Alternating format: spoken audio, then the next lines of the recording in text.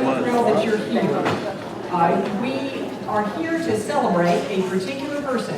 Anybody know who it is?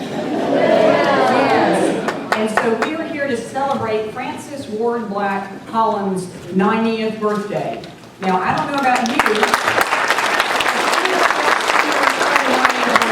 Please raise your hand.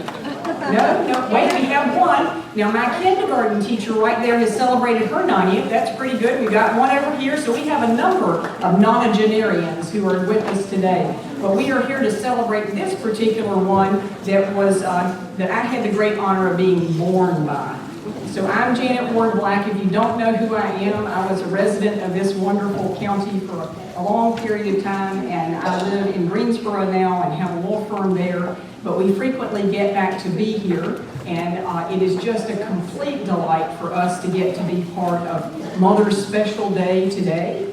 And we're just hoping that you have as much fun today as we've had putting it together. Now, let me tell you what the deal is. We have this much program, and we're going to have only this much period of time to have the program. So everybody who is speaking today knows that they can't speak more than 3 minutes. And then we also have some of the best singers that you have ever seen in your life. And so I promise you, we have worked hard to make this to be a day not just that Mother thinks is fabulous, but one that you do as well. Because if you are in this room, she wanted you here. She did the invitation list for this event. And so if you are one of the special humans in this room, it is because either she invited you or I invited you as a surprise to her. So we'll get to that in just a minute.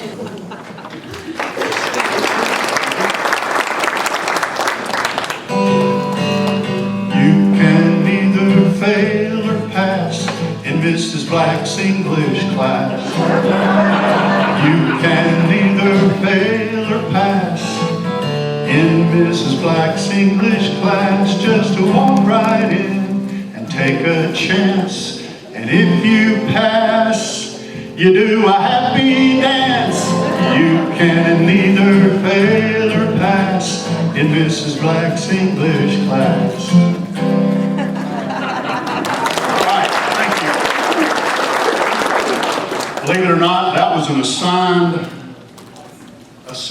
assignment over 50 years, or almost 50 years ago. My name is Tom Donnelly. I was privileged to have Fran for high school English, not 1 year, but 2 years. That says something, doesn't it? Actually had her for freshman English in the school year 65-66, and then 3 years later, 68-69. Now, I've got a fantasy that Fran looked at the rising senior list, saw my name and said, we got to give that boy another year. But anyway, one day in class, Fran shows up with an LP. Anybody know what an LP is? Yeah, okay, some of you youngsters probably know. And a phonograph, turntable. And we listened to Arlo Guthrie's Alice's Restaurant, the whole class, and the class just loved it. Well, shortly after that, we got an assignment to either write a poem. I don't think it had anything to do with that particular day, but to write a poem or a short story, that sort of thing. And I thought to myself, well, a song is sort of a poem. And so I wrote this little parody on Alice's Restaurant and called it Mrs. Black's English class, and I got an A.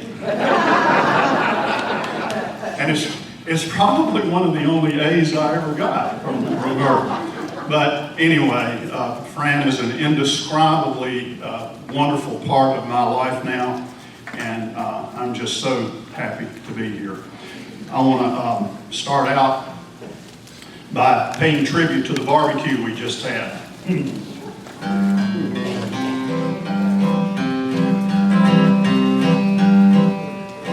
Ain't nothing in the world that I like better than bacon and lettuce and homegrown tomatoes. Up in the morning and out in the garden, get you a ripe one and don't get a hard one. Plant them in the spring, eat them in the summer. All winter without them's a culinary bummer.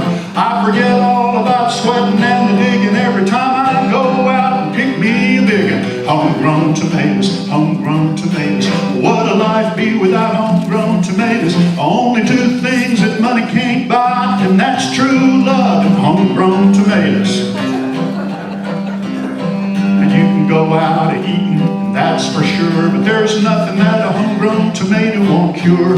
Put them in a salad, put them in a stew, you can even make your very own tomato juice. You can eat them with eggs, eat them with gravy, you can eat them with beans, pinto or navy. Put them on the side, put them in the middle, homegrown tomato on a hot cake griddle. Homegrown tomatoes, homegrown tomatoes. What'd life be without homegrown tomatoes? Only two things that money can't buy, and that's true love and homegrown tomatoes. Now if I was to change this life I lead, you can call me Johnny Tomato Seed, 'cause I know what this country needs is a homegrown tomato in every yard you see. Now when I die, don't you bury me in a box in a cold dark cemetery. Out in the garden would be much better, 'cause I could be a pushing up a homegrown tomato. Homegrown tomatoes, homegrown tomatoes. What'd life be without homegrown tomatoes? Only two things that money can't buy, and that's true love and homegrown tomatoes.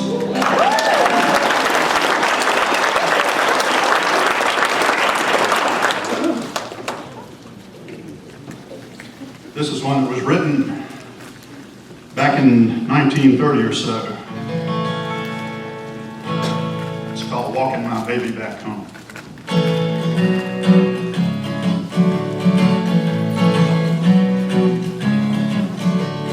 Gee, it's great after staying out late, walking my baby back home. Arm and arm over meadow and farm, walking my baby back home. We go on harmonizing a song, or she's reciting the poem. Owls fly by and they give me the eye, walking my baby back home. We stop for a while, she gives me a smile and cuddles her cheek to my chest. We start to pet, and that's when I get her powder all over my vest. After I kinda straighten my tie, she has to borrow my comb. It's one kiss, then we continue again, walking my baby back home.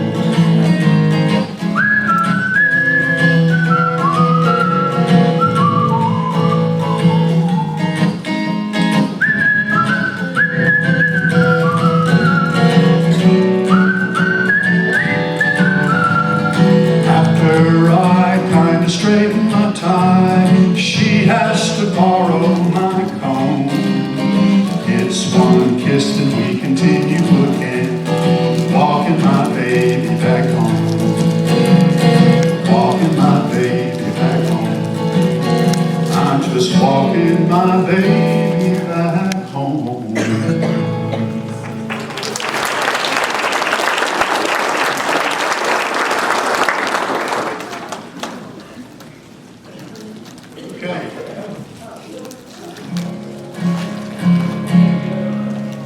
I'd like to do a song now from the musical called The Music Man.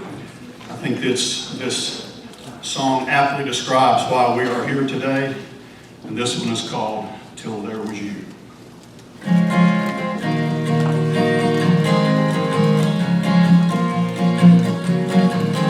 There were bells on a hill, but I never heard them ringing. No, I never heard them at all, till there was you.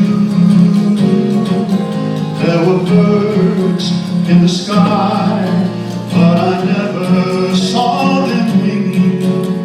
No, I never saw them at all, till there was you.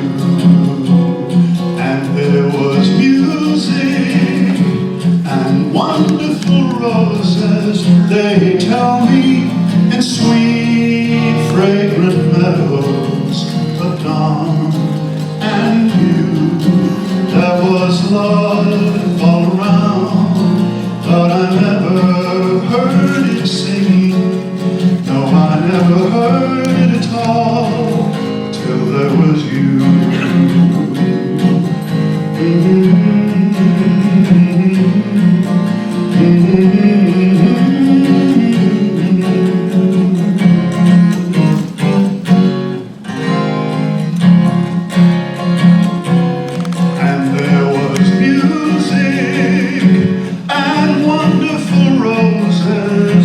you tell me in sweet fragrant meadows of dawn and dew there was love all around, but I never heard it singing. No, I never heard it at all till there was you.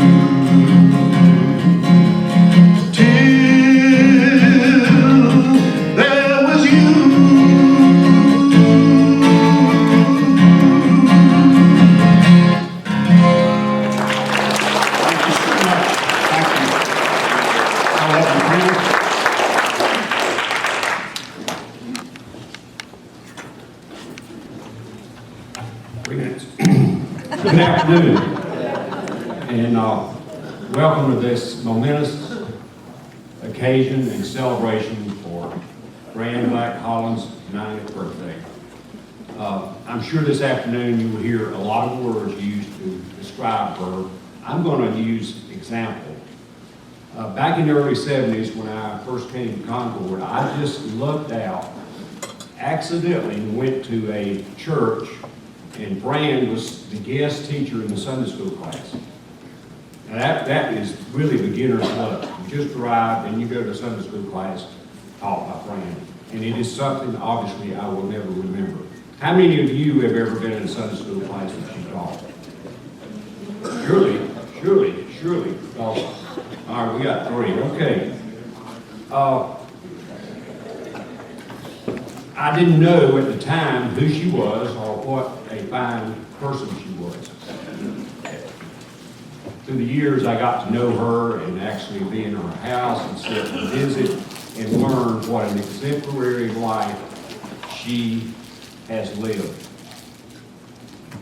She always set high expectations, as Tom said, but she lived up to those expectations herself in every facet of her life. And there's a quote that I found that I think describes her. Be such a person and live such a life that in every person was such as you, this earth would be God's paradise. Welcome, happy birthday, Fran. I'm here to honor Fran Black Holland, but I want to say that it is my honor, and I'm sure it's your honor as well, to have been invited here. I'm Susan Caudle. I'm the Executive Director of Cultural Life Center, and I had the honor of working with Fran while she served on the Cultural Life Center's Board of Directors for 2 terms. And it truly was an honor. Fran is an asset, I know, to all of you, but she was very much an asset while she served on Cultural Life Center's board. When I first met Fran, she greeted me and treated me as if she had known me for a long time. And not just known me for a long time, but cared about me for a long time. She called me by name. She called our board members and my coworkers by name. And I think that's something that is very important. It's something that we remember. She made us feel special. And I think she makes everybody feel special. But as I said, she truly was an asset while serving on the board of directors at Cultural Life Center, especially when it came time for our golf tournament. We have an annual golf tournament each year. And Fran jumped right in, never hesitated to help. She would very quickly get on the phone and call her friends, probably many of them you, many of them she had taught and now are local business owners. And she would say, hey, I'm involved with Cultural Life Center, we're having this golf tournament, will you help? And I learned that when Fran Black Holland asks for help, she gets it. People don't tell her no. They would say, what do you need? And they would give whatever she needed. So she was very involved. She even attended our golf tournaments, and she would greet and welcome the golfers. She knew most of them, and most of them knew her. She was a very faithful board member. She attended every meeting, and we could always count on her to pray before the meeting. And it wasn't just a prayer to open the meeting and to ask for guidance during that meeting. It was a prayer for the whole center, for every board member, for me, for my coworkers, for the participants that attend the center and their family members. It was a blessing over the Life Center, and that I will never forget that, for you, and I appreciate that. So another thing I want to mention, I know I only have 2 minutes or 3 minutes, but Fran also nominated me when she was involved with the Business and Professional Women's Club for a Woman of the Year award, and wrote a beautiful introduction and summary of me and my work with Cultural Life Center, and I was very honored by that. Fran is a class act. I don't have to tell you, she is very well respected. She is loved. She is just a very classy lady. So Fran, I am honored to have been here, and I'm honored to know you. And I know everyone in this room is. So with appreciation and admiration, I wish you a very happy birthday.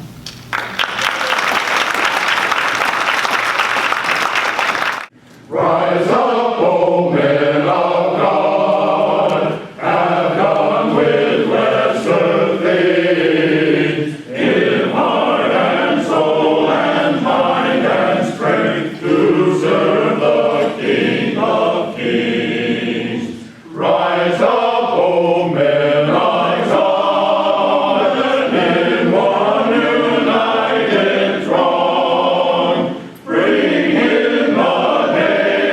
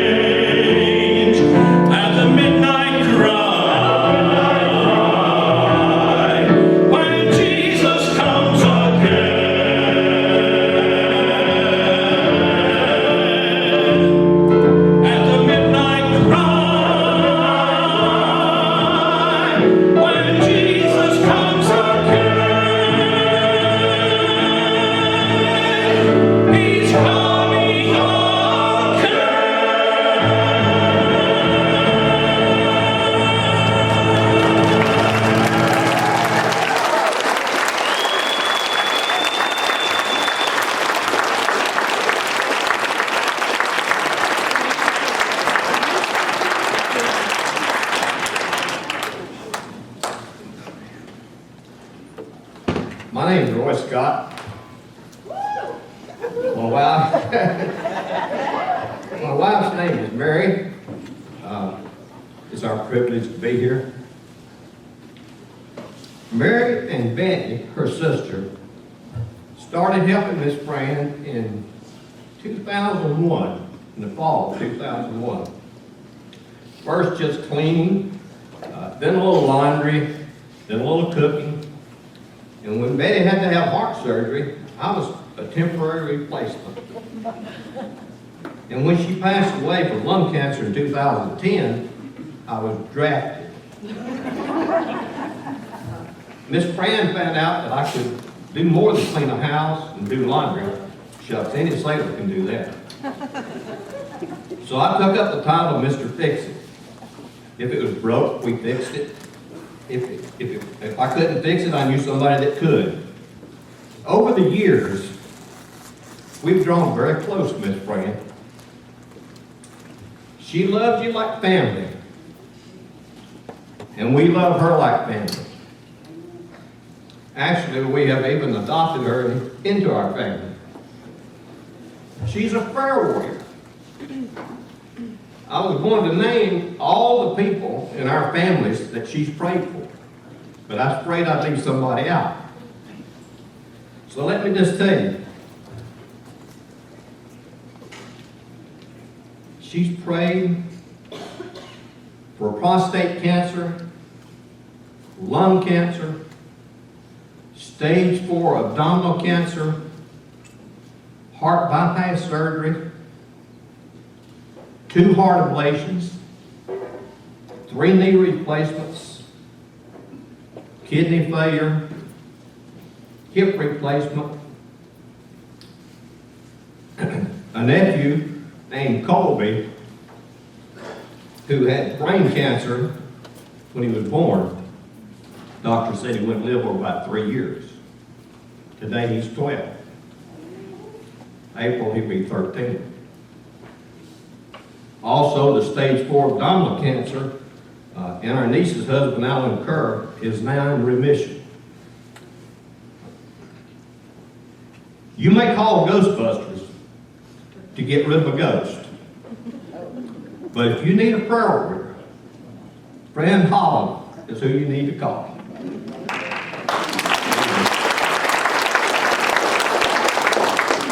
In chapter 1 of Genesis, as God's creation story is told, after each day, God looked and said, "It is good." At the end of it, after He created man and all His creation, He looked and He said, "It is very good." Well, on January the 20th, 1927, I'm sure God looked down on your birth, Miss Fran, and He said, "It is very good." But I'm guessing, with a smile on His face and a twinkle in His eye, He said, "Yep, fine as silk." We love you, Miss Fran.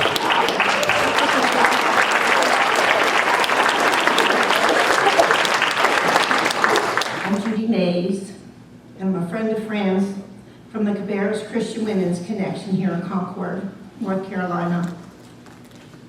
I heard once that the number 9 signifies grace. Well, Fran, you reached the 9 with an O added. And oh, Fran, how wonderful to be here to help you celebrate your 90th birthday. I met Fran in 1998 after moving to North Carolina. She greeted me at the door of the Cabarrus Country Club and ushered me into the Cabarrus Christian Women's Connection with the most beautiful smile. She didn't know how lost I was. She didn't know that I was new to a strange place, and I needed that smile, that warm, welcoming smile. And she's been greeting me with that smile ever since. It was a pleasure a couple of years ago to take Fran to the Cabarrus Christian Women's Tea and to introduce her as the woman who started that group, led that group in 1995. and encouraged so many of us women in our life with Christ. And she smiled, and we took pictures, and we ate all that wonderful, sweet, good, delicious foods at the tea, and enjoyed the day. And then when I took her home, we went in, got the alarm set off, got the police there. It was just a grand ending of a grand day in honoring Fran for leading the Christian Women's Connection. And Fran, in honor of your 90th birthday, I've written you a poem. Who is Fran but a woman of her word, one we have seen and whom we have heard? Who is Fran but a woman of faith, who when it comes to Jesus cannot be swayed? Who is Fran but a sister and friend in the family of God, given life without end? Who is Fran but a woman of grace, who gives so generously with a smile on her face? Who is Fran but a woman of mercy, reaching out to others who are seeking and searching? Who is Fran but a vessel of God, to encourage others when life seems hard? Who is Fran but a daughter of the King, ever looking to his throne for everything? Who is Fran? Who is Fran but a shining light, not hidden in darkness, but here clearly in sight? Who is Fran but one who stands strong in the whole armor of God, and as life goes on? Who is Fran but a woman age 90, who lives her life for God Almighty? Who is Fran? Fran, you are Fran, and you are our friend, and we love you. Happy 90th birthday.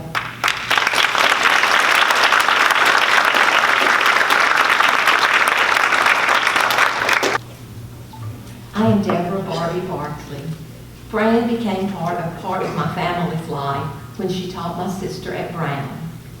God has given my mother and Fran, or Flossie as Fran always refers to her, each other for 63 plus years. They've encouraged, supported, and loved each other over the years. When Mother needed a friend to listen or to offer her sound advice, she telephoned Fran and she would say, "Fran, please talk some sense into me." Fran is a big fan of Mother's homemade biscuits, red-eye gravy, and country ham. Mother always liked making these for Fran as she shared many family meals with us. These two beautiful ladies taught me that the amount of time you spend with someone doesn't make them your friend. Rather, the devotion and commitment to one another cements that bond. Although I know Fran best as Mother's friend, I have my own Fran memories too. The first time I remember Fran giving me a gift was when I was very young. She asked me one day what my name was. I said, "Deborah Kay." She said, "No, dear, your name is Deborah Kay." I smile this day when I hear her say my name. When I was a young teenager, I babysat Janet Ward. On one occasion, I was playfully identifying that beautiful little one's ears, eyes, nose, and mouth. Then I tickled her little tummy and I said, "And there's your belly button." I saw Fran gracefully turn our way and say, "Deborah Kay, in the future, identify that as her name."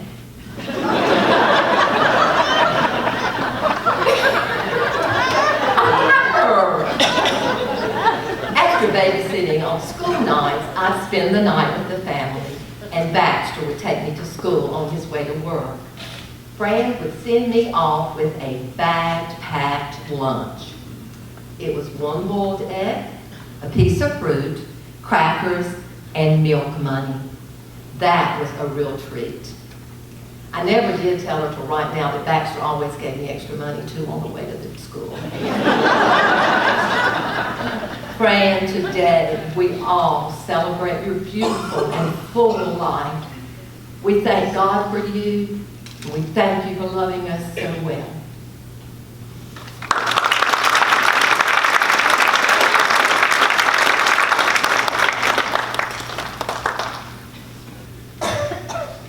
I'm Jack Boger, a member of the Concord High School class of 1964.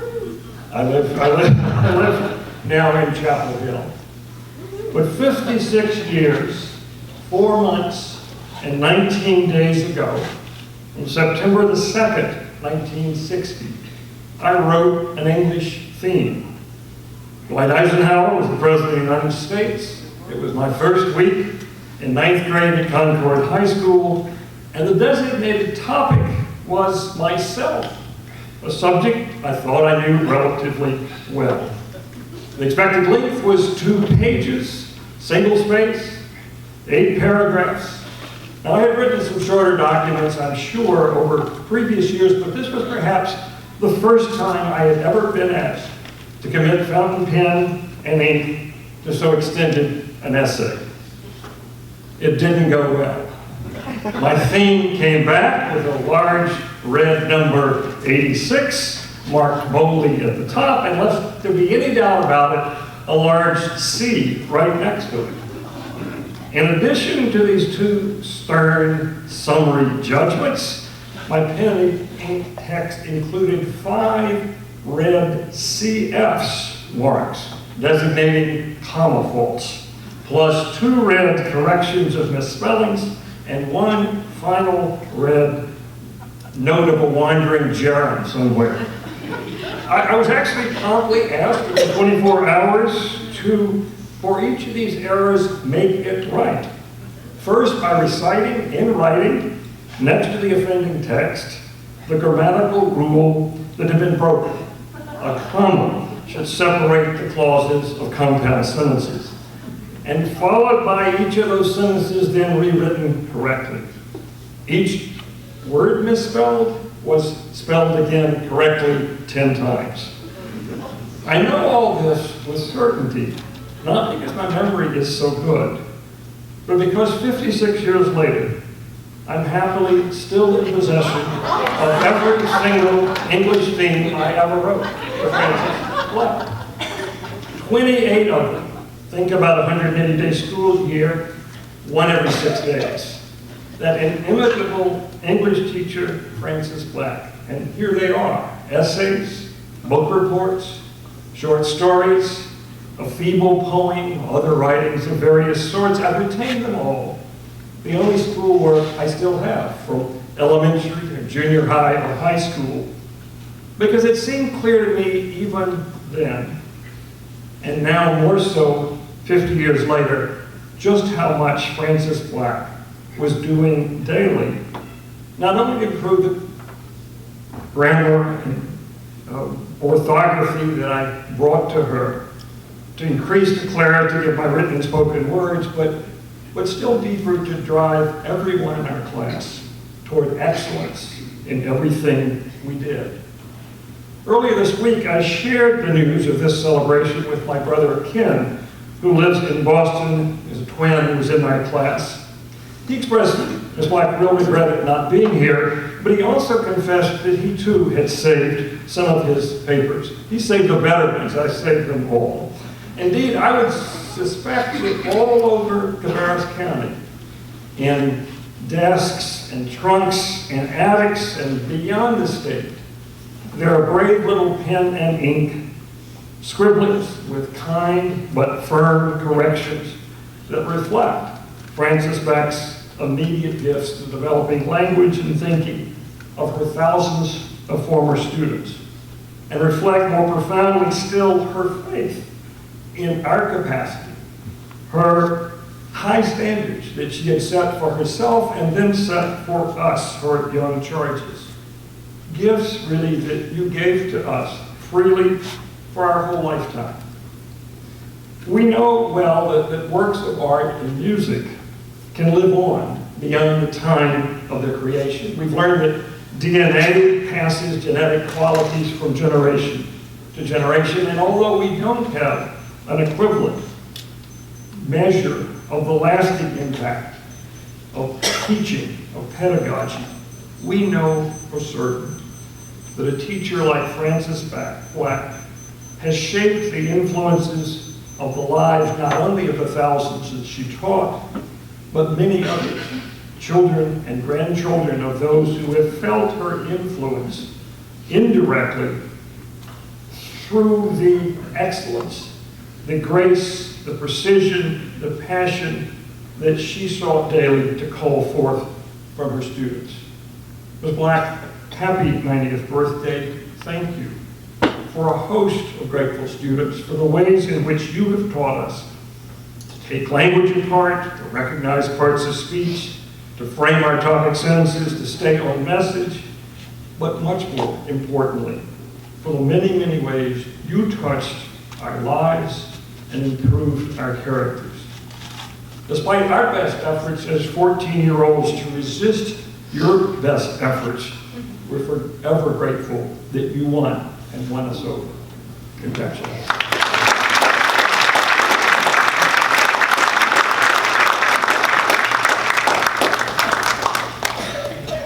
Hi, friend. This is Silda Wall-Spitzer from New York City, overlooking Central Park and the Metropolitan Museum of Art, to tell you how much I love you and how much I appreciate you and all that you have meant to me over the years. I have always liked to learn the most from those teachers who had the highest standards and demanded only the best of her students. And from the first moment that I walked into your classroom and quaked, I knew that you were going to be one of those teachers, only I had no idea how profound and how lasting your influence would be on my life, and how much the love you've shown others has meant in helping me learn how to love others. Thank you, and I do love you.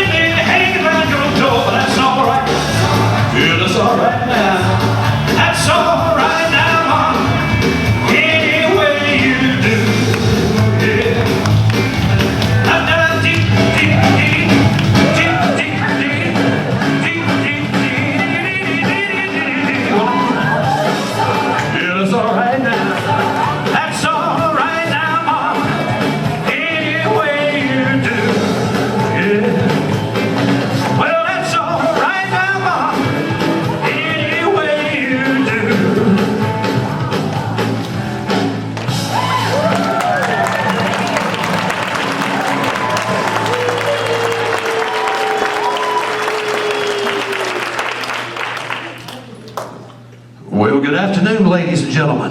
Hey, darling. Are you the birthday girl? Now, how did I know that? You don't know? Well, good afternoon, ladies and gentlemen. It's a pleasure to be with you this afternoon. My name's Wayne Eulis. I am a professional Elvis tribute artist from Greensboro, North Carolina, just down the road. And any Greensboro folks here today? All right. Well, it's a pleasure to be with you today, honey, and I am very honored to be a part of your special day today. Happy birthday to you, honey. We're going to sing a few songs, but before we go any further, I think I need to come down here and sing happy birthday to you Elvis style. Would that be all right with you? You sure it'd be perfect? She said it'd be perfect. Here we go. Happy birthday to you. Happy birthday to you. Happy birthday, happy birthday, happy birthday to you. You sure do look pretty today. I got a little something here for you. What color? You look, is pink a good color for you? It is? You like pink, white, red? White? Okay. She said white, so I'll give her the white.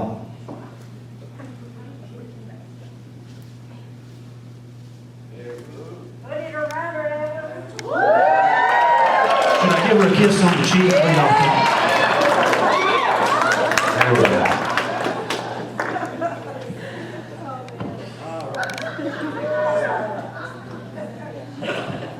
All right, ladies and gentlemen, well, we invite you to sit back now and hang loose, honey, as we take you back to the glory days of the king of rock and roll.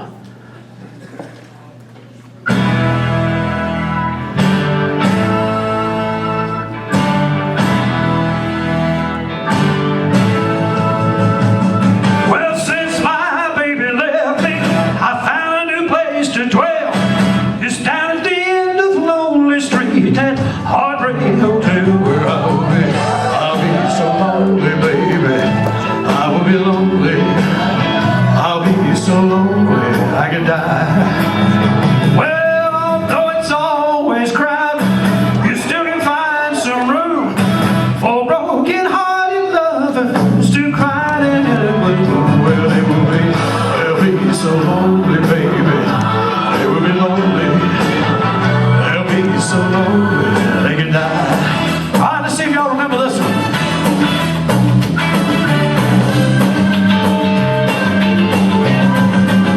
You ain't nothing but a hound dog, crying all the time.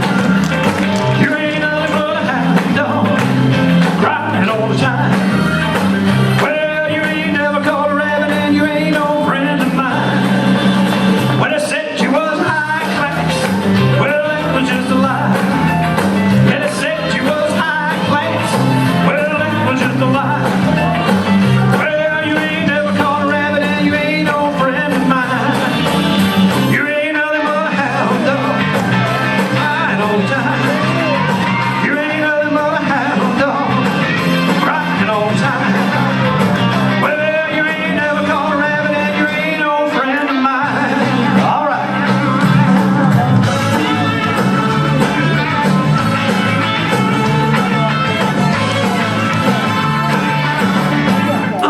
I'm all shook up, yeah, yeah. Oh, little rest of my soul, what's wrong with me? I'm itching like a man on a fuzzy tree. My friends say I'm acting wild as a bug, I'm in love. I'm all shook up, yeah, yeah. Well, my hands are shaking, my knees are weak. I can't seem to stand on my own 2 feet. Who do you think when you have such a look? I'm in love. I'm all shook up, yeah, yeah. Well, please don't ask me what's on my mind. I'm a little mixed up, but figuring fine. When I met a girl that I love best, my heart beats so it scares me to death. When she touched my hand, what a chill I got. Her lips are like a volcano that's hot. I'm proud to say she's my buttercup. I'm in love. I'm all shook up. Yeah, yeah. Yeah, yeah. I'm all shook up. All right. Thank you very much, ladies and gentlemen. You're a good audience. Thank you very much. All right, ladies and gentlemen, we got to do a special song for the birthday girl now. This one's just for you, honey. Here we go.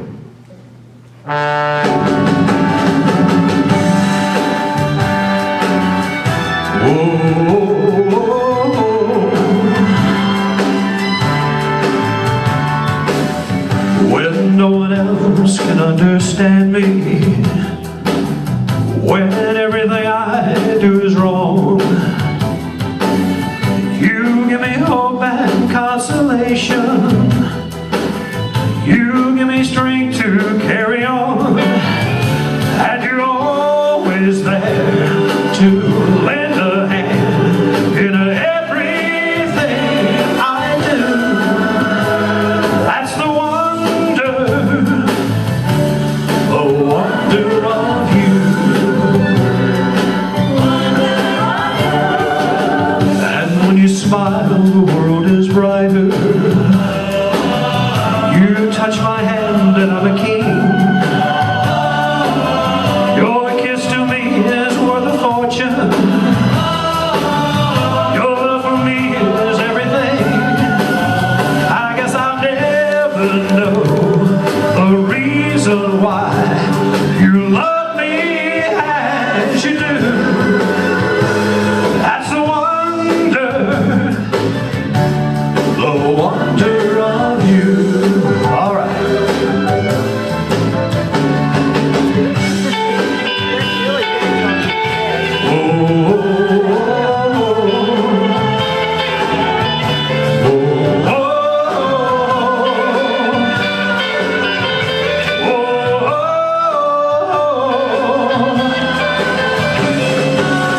I guess I'll never know the reason why you love me as you do. That's the wonder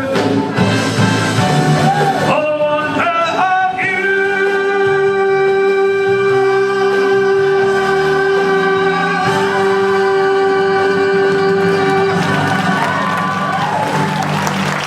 Thank you. Thank you so much. Oh, I got a little something else for our girl over here. I got it kind of hid over here in the corner right here. Got a little something else for you here.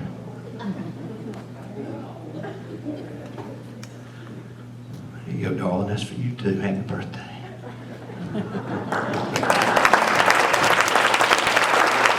Ladies and gentlemen, Elvis had 18 #1 hits, but they were all #1 hits for his secular music.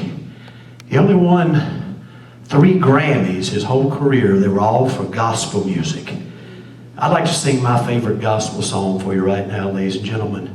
And I believe this was the greatest song that Elvis ever recorded. It goes like this.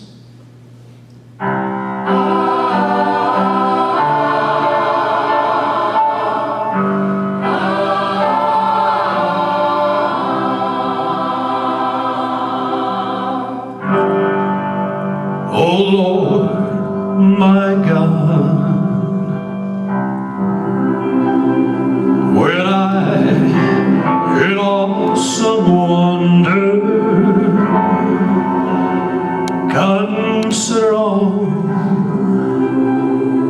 the works thy hands have made.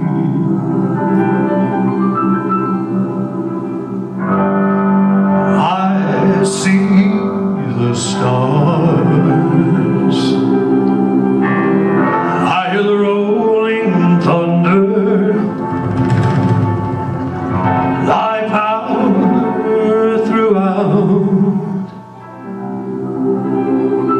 the universe display.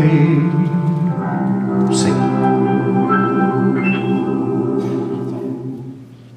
When Christ shall come with shout of acclamation to take me home, what joy shall fill my heart?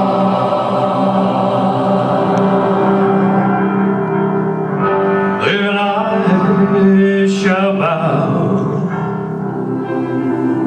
in humble adoration and there proclaim, oh my God, how great thou art.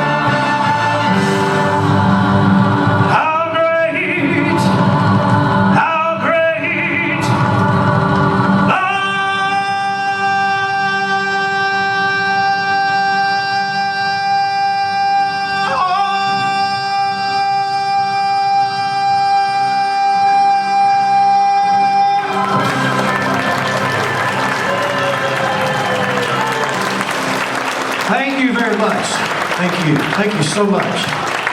Thank you so much.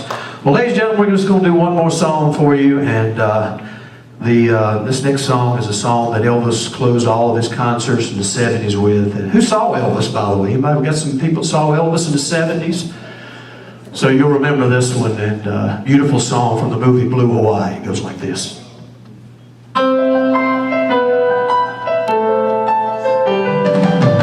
Wise men say only fools rush in, but I can't help falling in love with you. Shall I stay? Would it be a sin if I can't help falling in love with you? Well, like a river flows surely to the sea, darling, so it goes. Some things, you know, are meant to be. Take my hand, take my whole life too, for I can't help falling in love with you. For I can't help falling in love with you.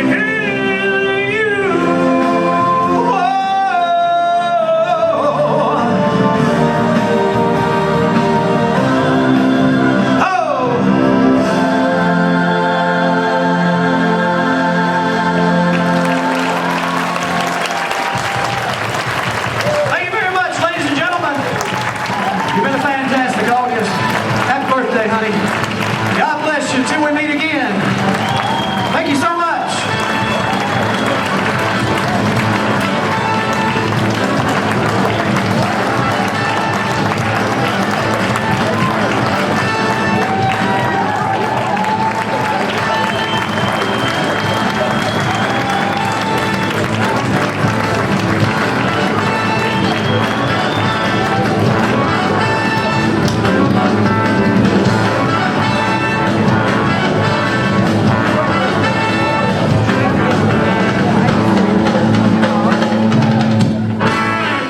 Elvis has left the building. Thank you and good night.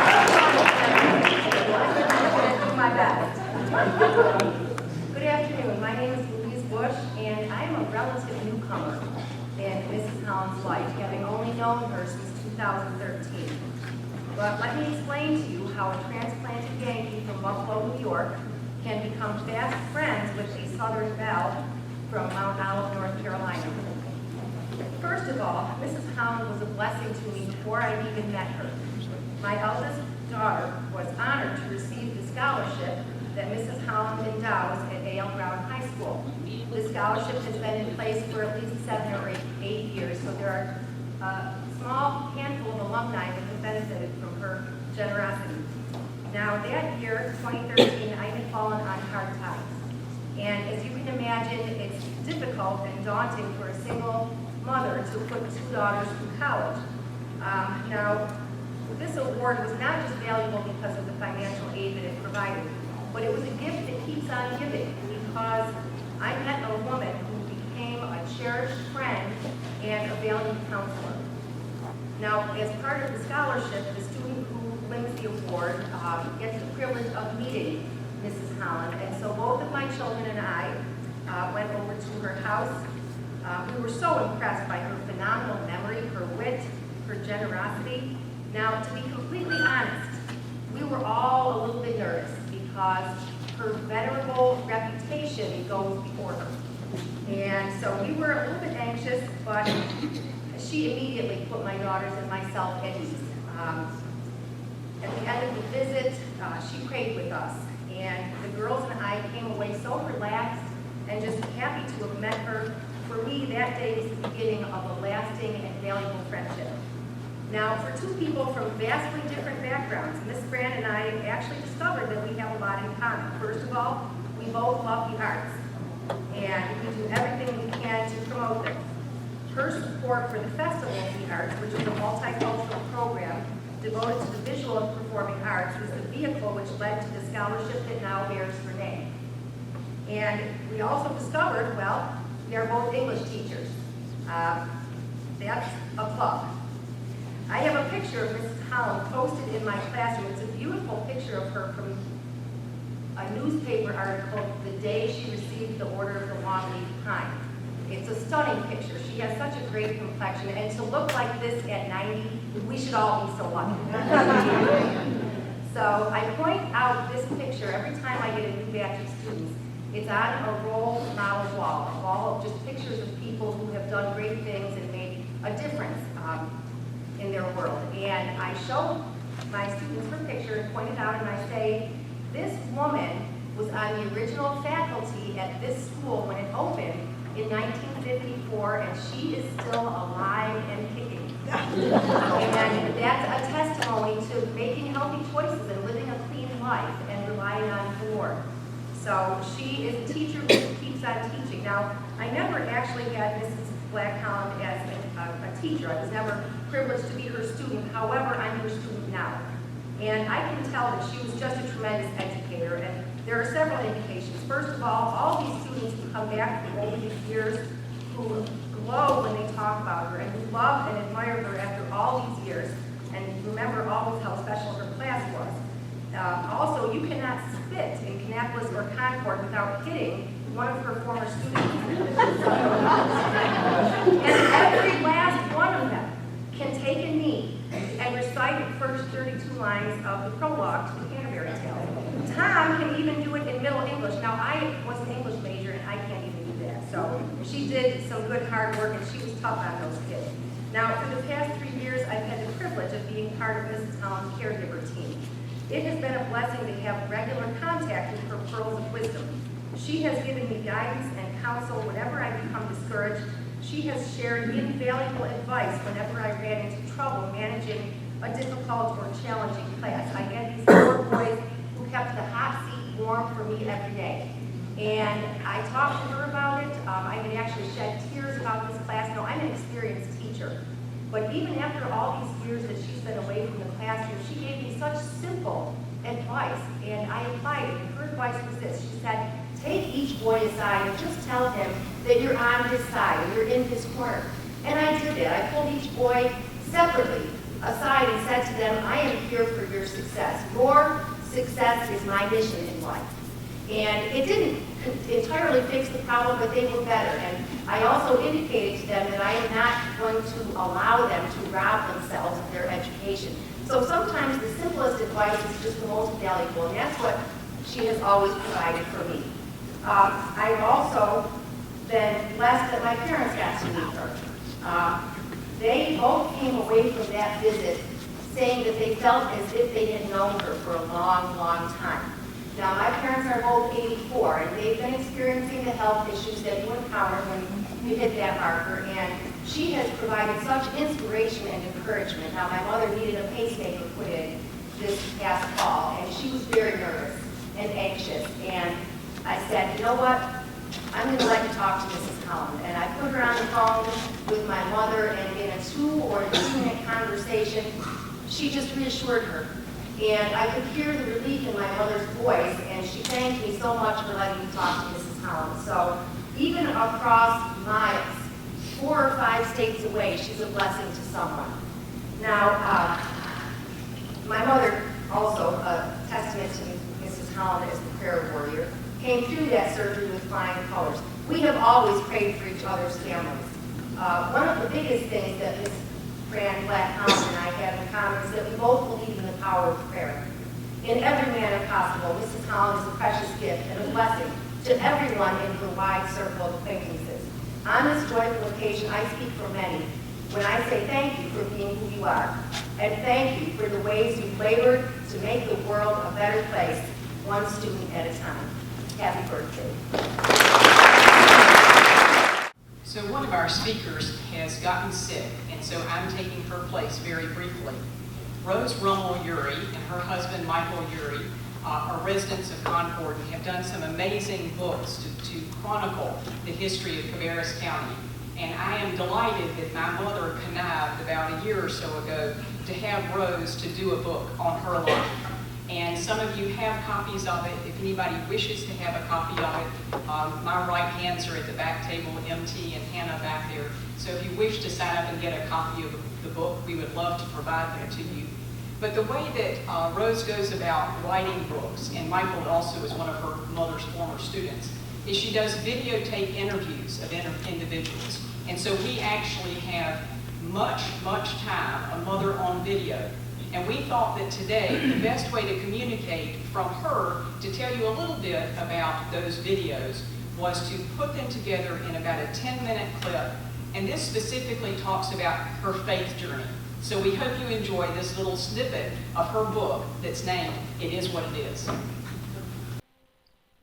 I just don't remember when I ever didn't talk to people about the Lord, to tell you the truth. We attended church together, Garner's Chapel Baptist Church, and in the country, about 8 miles, no, I won't say north or east, but about 8 miles from Mount Olive. And we went there all the time we were young. Well, one of my Sunday school teachers was a woman named Mrs. Gladys Goodson. She was married into my family because my stepfather, Elmer Goodson, and she were very closely related. I don't know exactly how, but she was the most beautiful, poised individual you'd ever seen living in the country. But she came from a rather sophisticated family, and so that's the way I remember her. And she always spoke so softly into teaching her lessons. She was just, you were mesmerized listening to her. But she never yelled at you or anything like that. It was always a soft-spoken explanation. And that's the way she saw living the Christian life. And I think most of her family have done that. They still live out there in Garner's Chapel. I was 12, and I was sent. There were 2 girls in Garner's Chapel Church who were sent as representatives of our church to this camp. I recall that it took a full day from my home in Goldsboro, really, to get to Ridgecrest. You know, now you could go in a few hours, I guess. But that was the greatest blessing in the world to me, because I accepted Jesus' way of life as my way of life. I promised the Lord, and some man brought this sheet for us to sign that I would neither smoke, I would neither curse, I would neither drink alcohol. And from that day until this, I never have done any of it. Maybe I'm a little profane sometimes. That has been all of my life, really. Garner's Chapel had never had Bible school before the year I taught it. I taught down all the grades, went into 1st through the 12th grade, and I told Bible stories to those who would listen. And I had 100 students in one Bible class. But they sat in desk of three people in desk to hear the lesson. And of course, I was young and I thought it was cute and a whole bunch of other stuff. But it was really a great time. And I guess I was kind of a novelty thing, Bible teacher, skinny and looked pretty good, and all. And so I had a great start as my first year. One of the first things I made every student do was sit up straight. I made them sit up straight. They will all tell you that now. And then I made them respect me. I think you earn that. One interesting thing I will tell you, there is a guy here in Indianapolis who owns Shoe Show, Bobby Tucker and Carolyn Tucker. They own all the shoe shows all over America, thousands and something. But he did not take Bible, but he attended a conference of Bible teachers in Chorale, and I was a speaker. And so during that talk, I don't even remember what I said, but I explained how you became a Christian. That you accepted the Lord, that you saw yourself as a sinner, and you couldn't be saved any other way except through Jesus Christ. And to my amazement, one of the little boys in that class visiting from the high school at that time was named Bobby Tucker. And during that talk, he accepted Christ as his Savior. And he and his wife tell that story.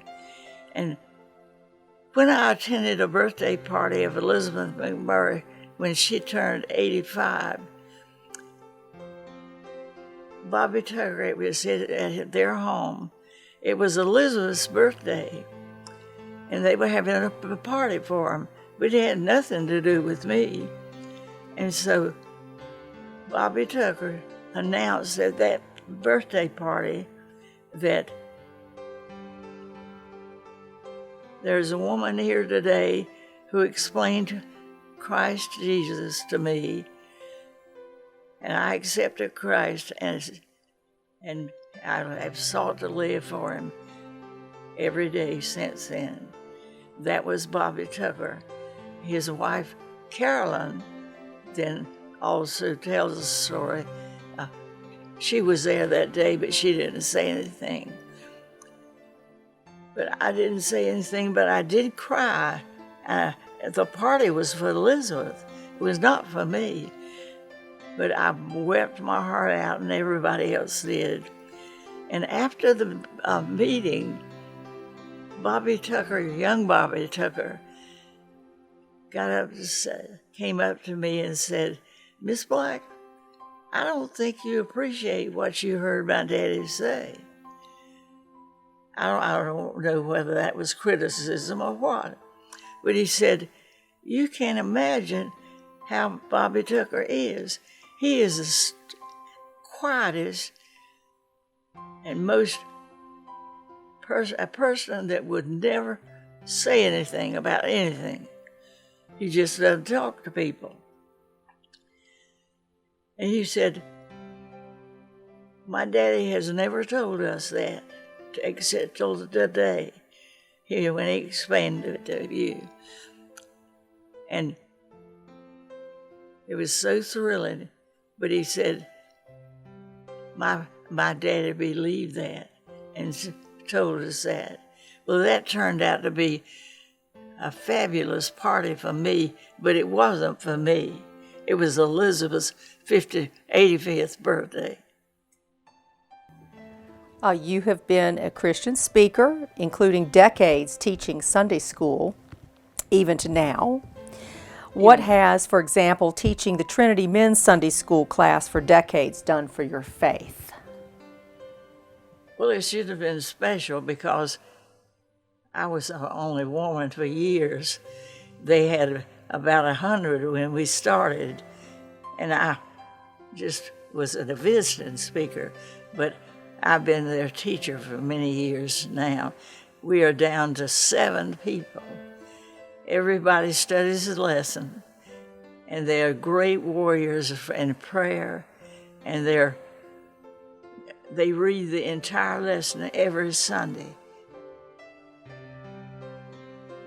When my husband died, my mother said to me, "You're young, you're intelligent, you're attractive, and you have your life ahead of you." She said, "You can do one of 2 things, which widows do.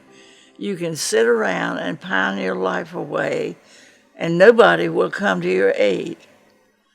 Or you can begin to live again and start doing the things you ordinarily would do, and you'll have a wonderful life. But you won't if you don't." And I know many sad widows that still pine for their husband. I don't do that. I never pine for them.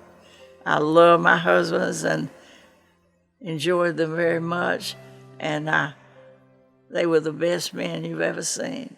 And so I memorialize them at the church each year. Through my husband's death, I've never felt that the Lord has failed me. He just gave me another opportunity to live again. What are a couple of your favorite Bible stories? Well, I guess I like Esther a great deal because she lived to be a great woman. And I like her story. And Jesus Christ, his burial and risen to rise from the dead and live again is amazing. And then once you know that in your heart, you never lose it. He never leaves you.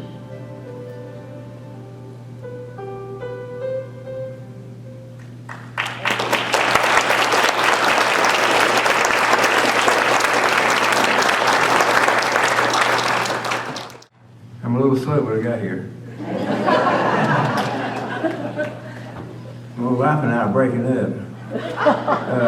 Last July the 4th, I was at the farm and fell down and tore my socket out of my shoulder. Last Saturday, her on the out trying to outrun a rug in the house, and she broke her arm.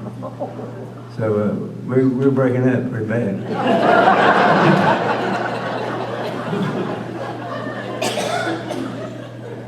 I think they sold all my thunder. I think Miss Black would do that anyway. She'll steal your thunder if you don't watch out. But to give you a little bit of background, on my father's side, he was an alcoholic. His daddy taught all of his boys to drink, and had a beautiful grandmother that was real sweet, but I never heard her say anything about the Bible.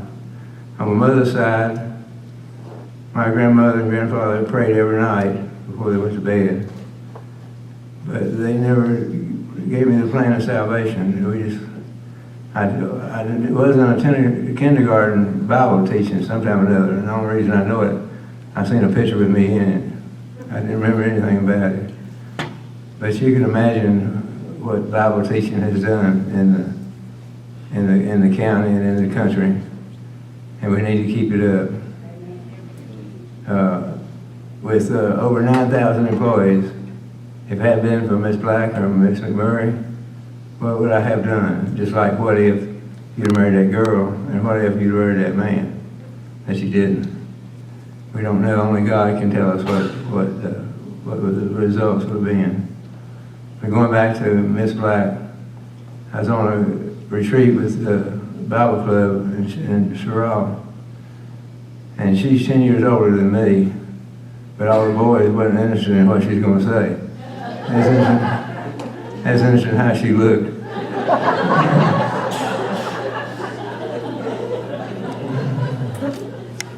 You were wicked in one way, you know.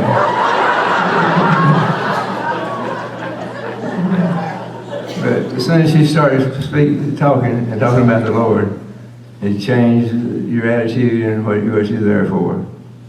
And if it hadn't been for her, these 9,000 employees we have wouldn't be here, because I may not be in the shoe business. I may be in some other kind of business. Might be dead. You can't ever tell what is up to God. But I'd like to thank all of you that have supported the Bible Club, and I know Fran feels that way. And I thank you for Fran, because if she hadn't been there that night, some other speakers could have spoke, and I wouldn't mean anything to me. But what she said meant a lot. It made me change my heart.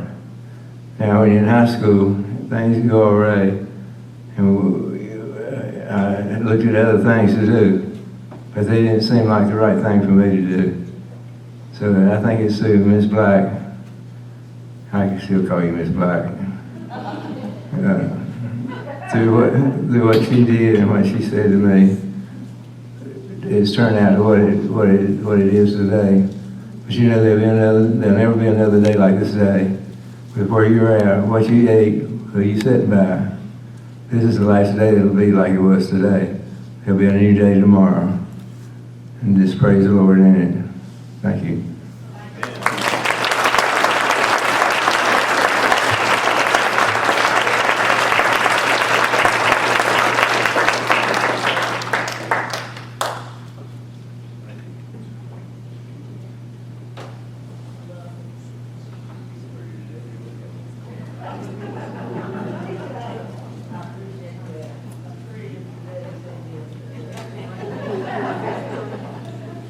What a tough act to follow, but you know, for about the last hour and a half, I've been trying to work on good posture, because I know how important that is to Fran. So I'll try to have good posture up here. But my name is Sandy Thompson, and I'm fortunate enough to have two connections with Fran. One is a Concord connection, and the other is a Duplin County connection. And in terms of the Concord connection, it's very straightforward. Janet Ward and I were classmates, 5th grade through our senior year in high school. And then, like other people who've spoken, I had the privilege of being taught English by Fran. She taught me Composition 1 my junior year and Composition 2 my senior year. But in 1977, Janet Ward and I graduated from Concord High School. Janet Ward still looks about the same. I've obviously aged quite a bit. But Janet Ward went on to Davidson College and then graduated from Duke Law School. I graduated from UNC and then moved to Charlotte to begin my career. And but that's not why Janet Ward asked me to speak. She wanted me to talk about my Duplin County connection. And for those of you who know, and I still call her Mrs. Black, you hear Mount Olive and Duplin County, but Mount Olive was her mailing address. She lived 7 miles east of Mount Olive in Duplin County, so when she said she grew up in the country, she grew up in the country. In terms of my Duplin County connection, I didn't even know where Duplin County was until 2009. I had no idea I had any kind of connection with Duplin County. And the reason for that is I'm an adoptee. And in North Carolina, the adoption laws have historically been very strict and would never allow adoptees or their parents to ever meet. So I never knew I had this background, but thankfully the law changed in, I think it was in 2008, and I did my search, and I found that both of my biological parents are from Duplin County. And they went to high school together. They were sweethearts, and unfortunately, I'm the result of a romance that went a little too far, and I was put up for adoption in 1959. But anyway, I discovered my biological parents in Duplin County. As it turns out, my dad is a graduate of Duke University and Duke Law School. As a UNC graduate, that's not exactly what you want to hear, but we got over that. But anyway, my dad's name is Mike Goodson, and I met him in 2009. And anyway, about a year later, I received an email from my dad, And he said, here's an interesting article about one of your relatives who's had quite a bit of success. And I said, okay, that's good. Let me open it up and look at it. And here's an article from Duke Law School on Janet Ward Black. And I thought, oh my gosh, what's this about one of my relatives? And so I immediately emailed him back and said, I told him about my Concord connection with Janet Ward and Mrs. Black. And I didn't hear back from him. And the reason is my dad travels a lot. He's involved in a lot of things. He's very busy. And as a result, he's disorganized all the time. But anyway, I didn't hear back from him. And so 6 months passed, and a little bit unrelated, but a friend of Janet Ward's and mine, Pam McWhorter, her mother died, and Fran was kind enough to have the visitation at her house for Pam McWhorter's mother. And so I wanted to see Pam, but I thought, okay, this would be a good chance to follow up. And so went to the visitation, and it was a little bit awkward because Janet Ward and I had only seen each other about once or twice since graduation, I think at a high school reunion. But anyway, I asked Janet Ward, I'd been there about an hour, and I said, I have an unusual question for you. She said, yes. I said, is your mother have any kind of ties to Duplin County? She said, well, yes. That's where she was raised. Why do you ask? And so I told her about how I had discovered that my biological parents were from Duplin County. And I told her my dad's name is Mike Goodson. And she said, Goodson? She said, my mother's a Goodson. She said, and so we talked for a minute, and she said, but I don't recognize the name Mike. Who are your people, Sandy? Who are your people? And I said, okay, well, my grandfather is John Goodson, and his wife is Gladys Goodson. And she said, Gladys Goodson? She said, oh my gosh, that's one of my mother's favorite people. She taught my mother Sunday school. She taught me Sunday school when I would go back to Duplin County. She said, this is amazing. She said, I cannot believe this. She said, we need to go tell Mother. So Janet Ward grabs me. We're in the dining room, I believe, and she leads me over to the living room where Mrs. Black is having a very serious conversation with other adults. And Janet Ward sort of interrupts her. And I see, she didn't say it, but I saw that look from my high school teacher, Mrs. Black, saying, this better be good. This better be good. And so Janet Ward told her the story, and Fran was obviously very, very excited, and then she proceeded to tell me what our connection is. And I think a lot of you probably in here know this, but Fran's father, Mr. Black from Seven Springs, North Carolina, he died when Fran was 2 years old. And then her mother remarried when Fran was 6 and married Elmer Goodson. Now Elmer technically is her stepfather, but as she and Janet Ward have told me on many occasions, he essentially was her father. And her father and my grandfather, John Goodson, are first cousins. So I don't, if anybody in here knows what that makes us, third, fourth cousins, or once removed, I don't know, but we're related. We're all Goodsons. So that was tremendous to make that discovery. But equally as important, I'd only known my dad for about 1.5 years. And Fran took time to explain to me how special, particularly my grandmother, Gladys Goodson, was in her life. So this was a piece of the puzzle that I was 51 years old before I knew all this. But Fran and Janet Ward, just to share, took 45 minutes to tell me about my grandparents. That was a very special night, but I couldn't begin to return the favor, but I did tell her about the Goodson reunion that I had been to, and she said, well, Sandy, I haven't received an invitation to a Goodson reunion. I said, well, you will now. And so I'm proud to say that Fran has, as you can imagine, she has been to every single reunion for the last 6 years. And I'm also excited that we've got some other Goodsons here today. Kathy Best, Doug Best, and Jess Best drove up from Mount Olive, which again is her mailing address. It's not, she's a country girl. Mount Olive's a big city. But, so we've got the Goodsons here, and it was one thing to have the privilege of being taught by Fran in high school, and other speakers have already talked about that experience. But for me, not only to have 2 years of that in high school, but on top of that, find out that I'm part of the family. Even though it came late, but to be part of the family, you talk about blessings from God, there's your blessing from God. So we are very excited to have Fran come to the reunion this June. We expect to see you there.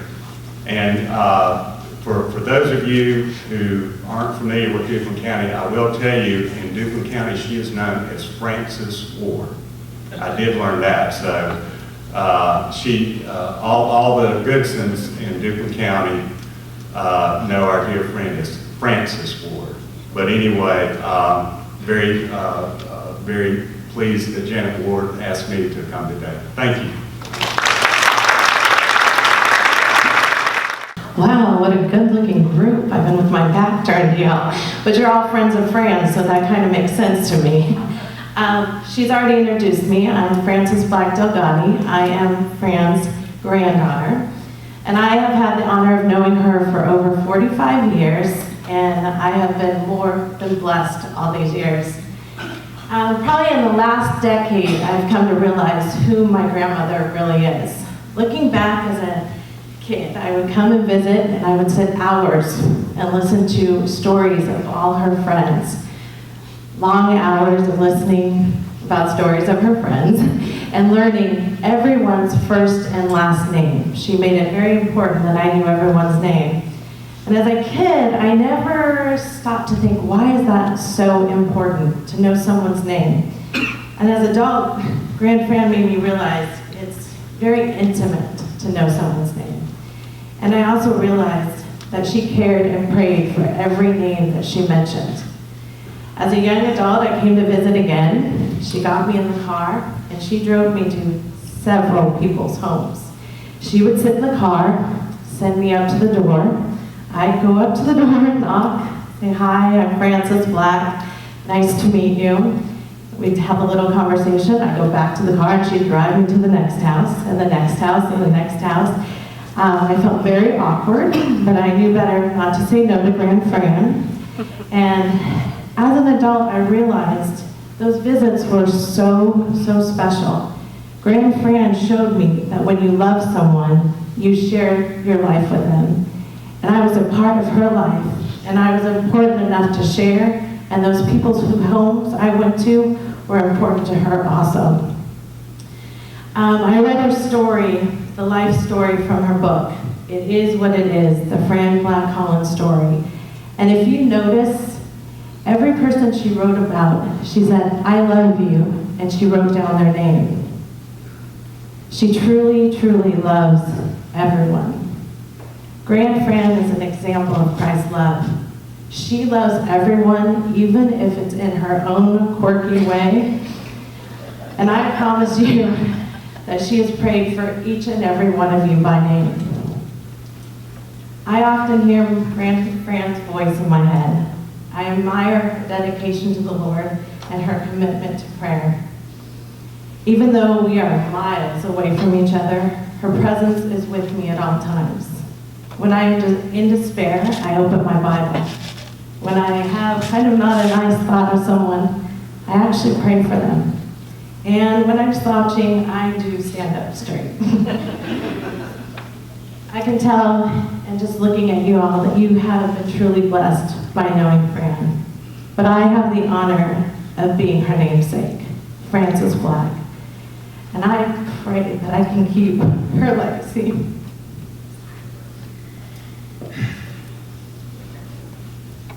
Her name, I want to make you proud. So every day I walk in her steps as someone who finds everything just wonderful, someone who puts Christ first and always turns to the Bible for truth and loves people unconditionally.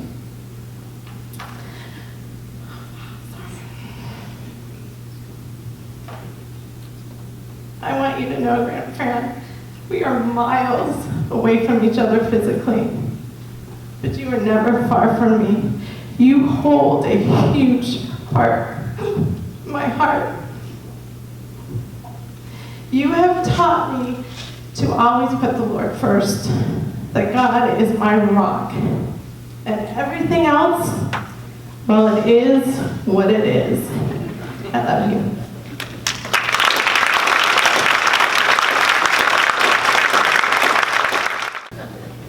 I thought I was going to get to do the roast part of this thing, but I'm Gerard Davidson. I'm married to Janet Ward, and some of you heard me say before that when I married Janet Ward, I married 2 women. The other one was Fran Black Holland. But let me give it this good thought. January the 20th, 1927 was a Thursday. Grand friend, I was trying to think of what theme I could use for my little presentation. First I thought about, it is what it is, but then I found somebody had already taken that one. And then I thought, what about Queen for a Day? And then I thought, no, you're a queen every day. So I finally came up with that old English nursery rhyme, Monday's Child, and looked at that. You remember it. Monday's child is fair-faced, Tuesday's child is full of grace, Wednesday's child is full of woe, and Thursday's child has far to go. Now I read that that's generally interpreted to mean that Tuesday's child has a lot of potential and a talent and a lot of long, successful life without any limitations. So I thought that was quite appropriate. So my theme is Thursday's child has far to go. According to the ancient art Chinese astrology, the person born on January the 20th, 1927 has a tiger as its official beast, and the official element associated with that date was fire. So the tiger and fire, I thought those were quite appropriate as well. So Fran, you were born in 1927. Calvin Coolidge was the president. And in fact, you have lived through 16 presidents, including the one that was inaugurated yesterday, and 20 North Carolina governors. The horoscope for your birthday in 1927 read like this: you are practical, down to earth, with strong ideas about right and wrong. So I thought that has been lived out as well. Now, you have been on this earth 32,783 days. And you have told me many times that you never had a bad one. So I thought it might, well, another thing, I wanted to tell you a little bit about the cost of living in 1927. Not everybody had electricity, especially 7 miles outside of Mount Olive, North Carolina. So hand-cranked washing machines were still sold and sold for $15.95. City dwellers who had electricity could get an electric washing machine for $79. For a person who loved to take photographs, a Brownie Kodak camera could be bought for $2.29. The astounding thing about an AM radio receiver in those days was its price, which was $74.95. That's about $1,000 in today's money. And I'm sure you remember Miss Bess's wood-fired kitchen stove. Wood-fired kitchen stove in 1927 wasn't just used for cooking, it was also used for heating. And you could buy one for $69.85. So, in thinking about this, I thought it might be kind of interesting to think about some of the events that have covered, that you have lived through, that you have experienced in your lifetime and known about. So, the first one I want to talk about actually happened 13 days before your birthday. Because on January the 7th, 1927, the first transatlantic telephone call was made from New York to London. Now, there's no recording of that call, but I'm quite sure that it was to announce that a new baby was expected in Mount Olive, North Carolina, any time. little bit later, after you were born in 1927, Charles Lindbergh was so excited about the news of this birth that he jumped in his plane and flew from New York to Paris in the first solo transatlantic airplane flight. The first talkie movie, called The Jazz Singer, starring Al Jolson, aired or was debuted on October the 6th, 1927, and it signaled the end of the silent movie era. Now, on a more somber note, about 2.5 years after you were born, in October 1929, the stock market crashed, ushered in the Great Depression. There were bank failures, there were factory failures, there was great unemployment, widespread unemployment, hobo jungles, widespread hardship for all Americans. Fran, you grew up in the Great Depression and are a charter member of the greatest generation. In 1933, Franklin Roosevelt was elected president and promised a New Deal for all. 1935, Social Security was made the law of the land. September 39 also saw the beginning of the World War in Europe. And in December 1941, America joined that war because we'd been bombed at Pearl Harbor by the Japanese. The war ended finally in Europe in May 8, 1945, with victory over the Allies, over the Axis. And it ended in Japan in August of that same year, 1945, when America dropped atomic bombs on 2 cities in Japan, and 5 days later, the Japanese surrendered and ended the long war. Now, let's consider that for just a minute. From the time Frances Ward was 2.5 years old until she was 18.5 years old, she lived through the Great Depression and the Second World War. Those were hard days for everyone in the country. But Grand Fran had the great good fortune to be raised by one extraordinary woman, Miss Bessie Mae Goodson, or to Fran, Mama. They farmed in Duplin County, and Fran can trace her, Sandy talking about Duplin County, Fran can trace her ancestry to a man named Dr. William Houston, who landed on these shores in 1642 and went to Duplin County and bought a lot of land and became a farmer. And that is a direct ancestor of Fran Black Holland. Miss Bessie, as she was known in the family, made sure that her girls knew the value of hard work on the farm, the value of an education, and the place of Garner's Chapel Baptist Church in their lives. And oh, by the way, she made sure that every one of them knew how to play the piano. Think about that. In the middle of the Depression and the World War, what Miss Bessie was raising. So in the midst of this turbulent period of our nation's history, Frances Ward graduated from Mount Olive High School in 1944, when a lot of women were dropping out and working in the home, working on the farm, and were not completing an education.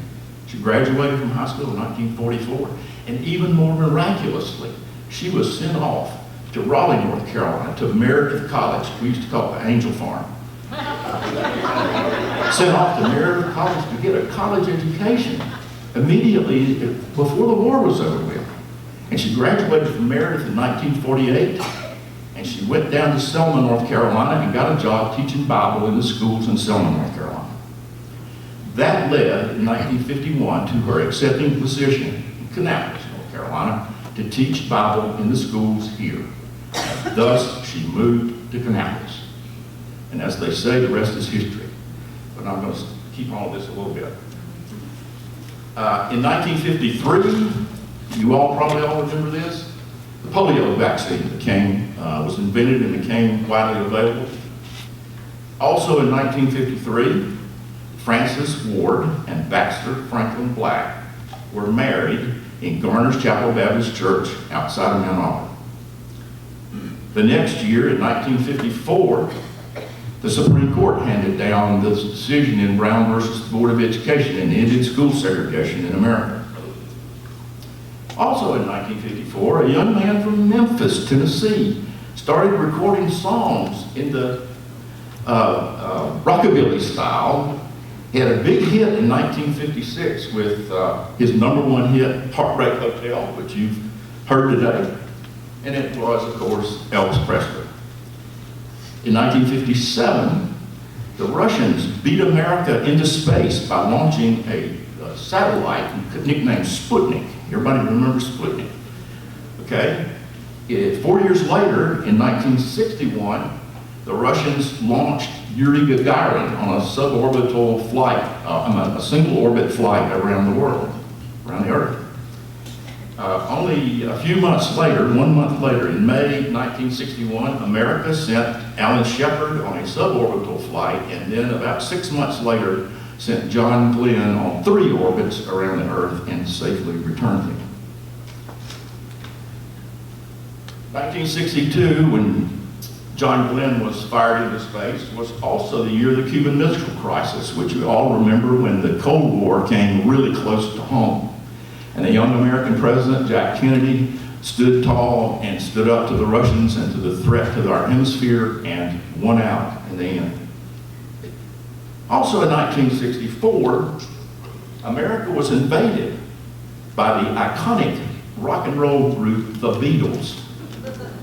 The Beatles had scored a worldwide hit in 1962 with their song, Love Me Do, and went on to sell more records than any other music group in history, an estimated sales of over 600 million records. Lyndon Johnson then, in 1965, led the Congress to enact Medicare and Medicaid, which so many Americans depend on today. Then the space race came back into the news in July 20th, 1969, when Apollo 11, led by Neil Armstrong and Buzz Aldrin, landed on the face of the moon. Think about a young girl from Mount Olive, North Carolina, who grew up probably without electricity, living to see men walking on the moon. During all this period of time that we're talking about now, 1961 to about 1973, the Vietnam War was being waged and was gobbled up more than its share of the news and the political discussions in those years. In 1980, a young woman from Kannapolis, North Carolina, was crowned Miss North Carolina. She was the daughter of Fran and Baxter Black, and she went on to win the talent competition in the Miss America pageant. The only thing that marred that year was the passing of Baxter Black in March of 1980. Well, as Fran told you in her video, about 3.5 years later, after being urged by her mama to live her life, to continue to live her life, she married an old family friend and a gentleman and a scholar, Mr. Brad Holland, and just a real, genuine human being. The most famous, the most famous symbol of the Cold War that went on in these years was the Berlin Wall. The Berlin Wall stood for 28 years until November 9, 1989, due to the disintegration of the Soviet Union and the Soviet bloc. It came tumbling down, and it was sort of the symbolic end of the Cold War. God is omnipotence. He possesses all power. He is all power. He is the only power which I recognize as dominating my life and my health. Knowing that God alone has power in my body, I know only the power of health. Recognizing only the presence of God in this holy temple, I recognize that only health can be present. I now declare that God is forever the only power and presence which I recognize. He is never separated from me. I keep my vision upon him. I give thanks for the life and health that now manifest every part of my being. I'd like to end with a sort of prematurely, because I know we've got another person to entertain, but this is a benediction. It's my favorite benediction from the Bible. It's from the book of Jude, and so I wanted to share it with you. Now to him who is able to keep you from falling and make you stand without blemish in the presence of his glory with rejoicing. To the only God our Savior, through Jesus Christ our Lord, be glory, majesty, power, and authority, before all time, and now, and forevermore. Amen. Happy, happy birthday. Happy, happy 90th birthday, Fran. We love you.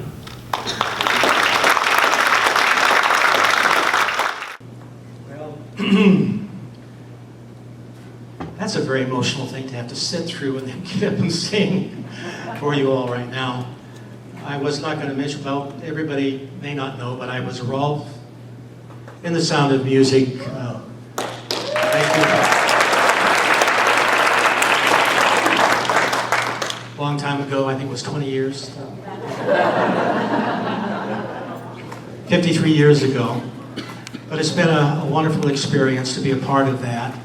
And I thought tonight, you know, rather than singing something, a medley of that, I was going to sing something from another great musical, The Wizard of Oz.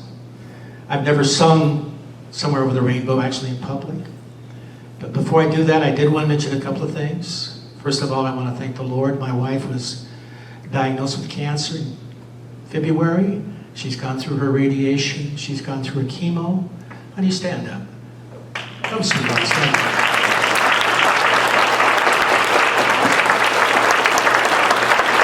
I love her hair.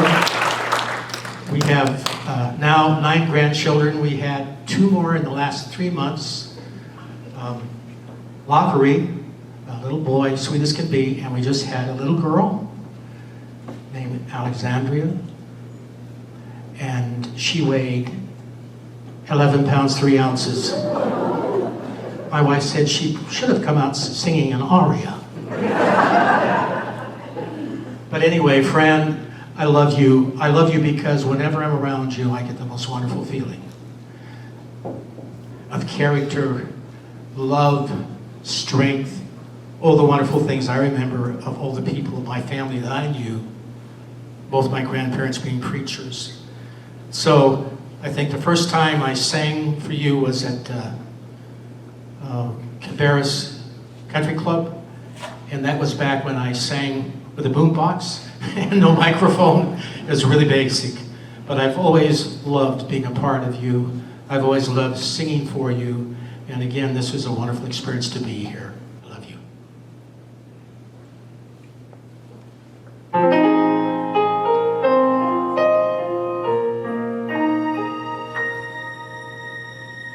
When all the world is a hopeless jumble and the raindrops tumble all around, heaven opens a magic lane. When all the clouds darken up the skyway, there's a rainbow highway to be found, leading from your window pane to a place beyond the sun, just a step beyond the rain.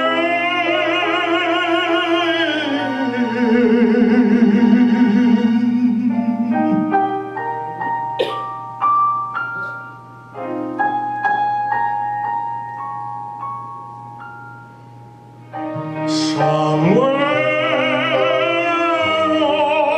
over the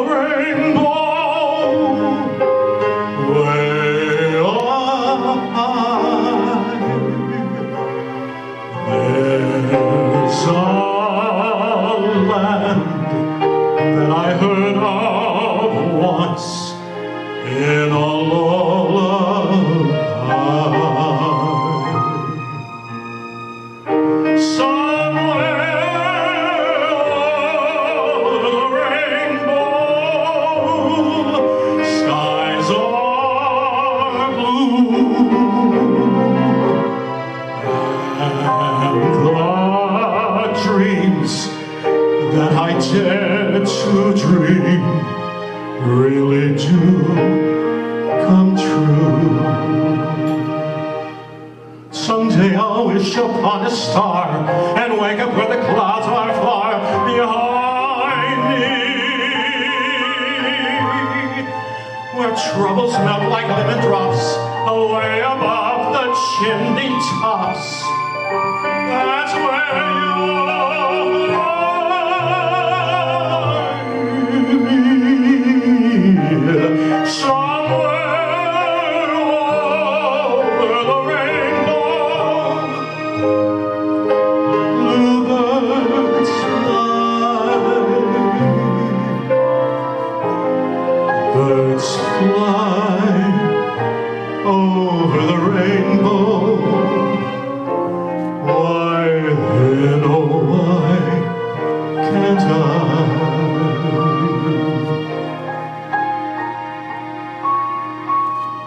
If happy little bluebirds fly beyond the rainbow, why, oh,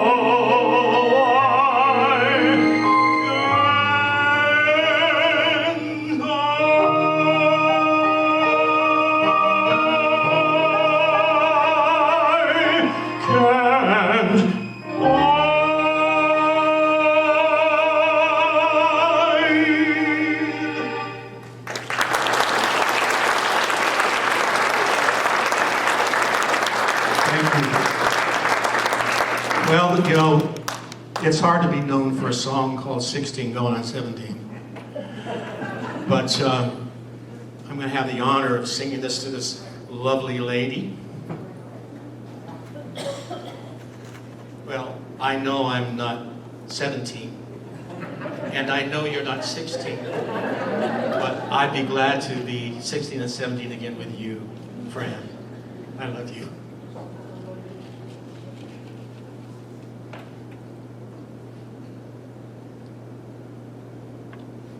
Your hands are really warm.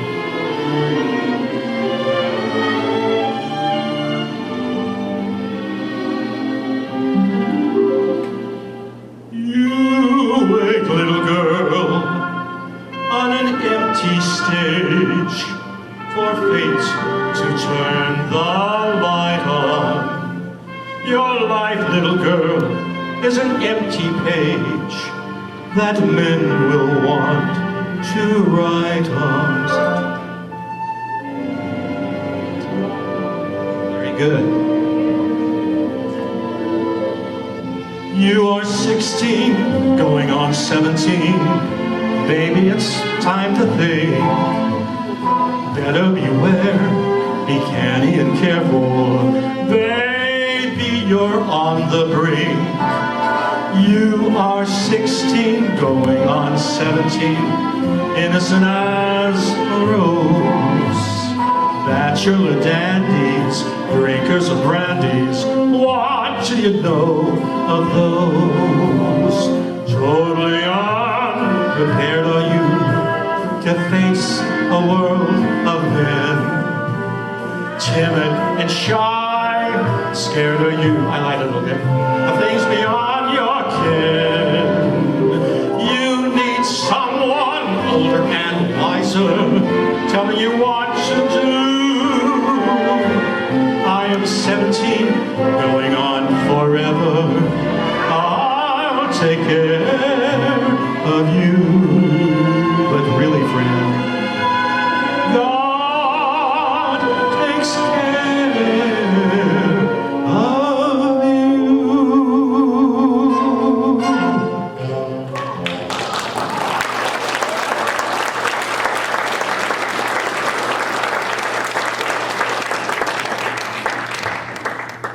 All right, friends, we are almost at the end of our lovely event here. I hope everybody has had a terrific time. Yes? All right, so we would like to all join in singing Happy Birthday to Mother. So we can do Happy Birthday, Francis, if you want to do that as the insert there. And if you have not signed the big frame in the back with your name before you leave, we would ask that you please do that. There are pens there right behind Jacqueline Tucker. And then if you want a copy of Mother's books, MT, Wave MT, is at the back if you'd like to give us your name and mailing address, and we're going to get another printing of those books. But I think it's appropriate for us all to stand and sing Happy Birthday. Happy birthday to you. Happy birthday to you. Happy birthday, dear Frances. Happy birthday to you.